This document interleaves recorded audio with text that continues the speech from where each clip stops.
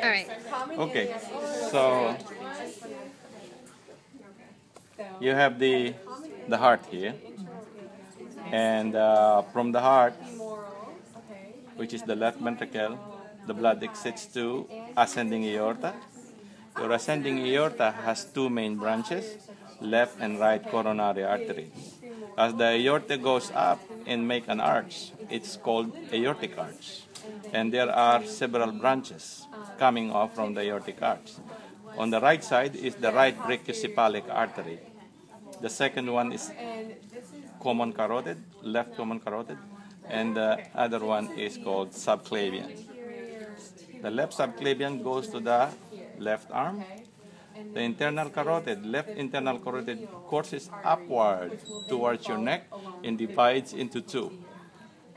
One is internal carotid that goes inside your brain, and the other one goes outside, which is your external carotid. The external carotid has many branches. You have temporal, occipital, and the internal carotid has also many branches. It goes inside. The small branches that came up outside of the brain is the superior thyroid. Is it extended? Superior thyroid. Yeah. So when it is inside, near the pituitary gland, the internal ilia forms a circle, and that circle is called circle of Willis. Okay, the circle of Willis is formed by two sources of blood supply. One is internal iliac, and one is vertebral arteries on both sides. You said iliac? Internal carotid. I'm sorry, internal carotid, which originate from left and right subclavian. The circle of Willis is formed by three big vessels. Anteriorly is the anterior cerebral, and in the middle is middle cerebral, and posteriorly is the posterior cerebral. Posterior cerebral mainly gets its blood from vertebral, which form basilar, and then branch off as posterior cerebral. Now, in order to communicate and form a complete circle, you should have a communicating arteries. The one that is communicating the two left and right anterior cerebral is connected by anterior communicating artery, and the one at the back that connects the two left and right posterior cerebral is called posterior communicating artery. The middle cerebral supplies the cortical surface of the brain, which is this portion. Okay, while the anterior cerebral artery supplies the frontoparietal and the medial portion of the brain, while this is the posterior cerebral. Okay, and that is how the brain in general is supplied by the arteries. Now, when the arch descends downward, the moment it reaches the level of T4, it becomes thoracic aorta. As you know, descending aorta is divided into two, thoracic and abdominal. So from T4 to T12 is called thoracic aorta.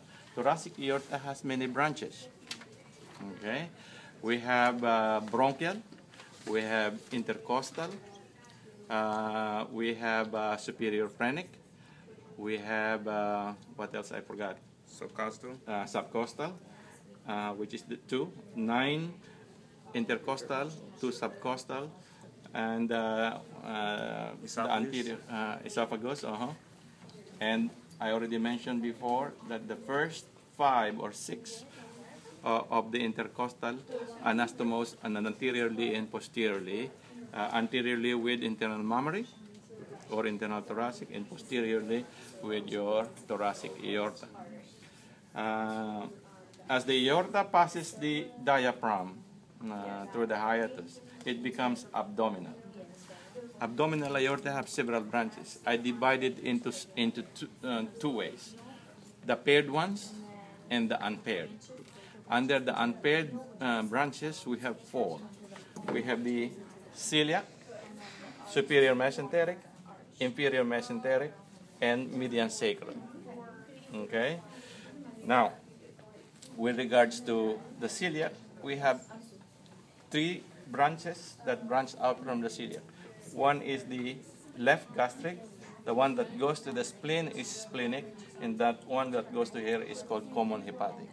Remember that the first branch of common hepatic is the right gastric. There is also a pair with your gonadal artery. It will be testicular for male, it will be ovarian for female.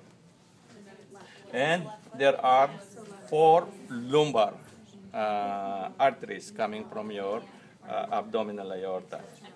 Okay, am I missing something? Oh, I forgot the suprarenal pair. We are under pair of suprarenal and pair of renal.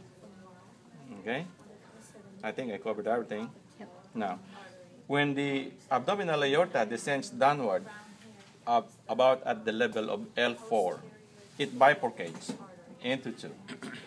One is left common iliac on the left and right common iliac on the right.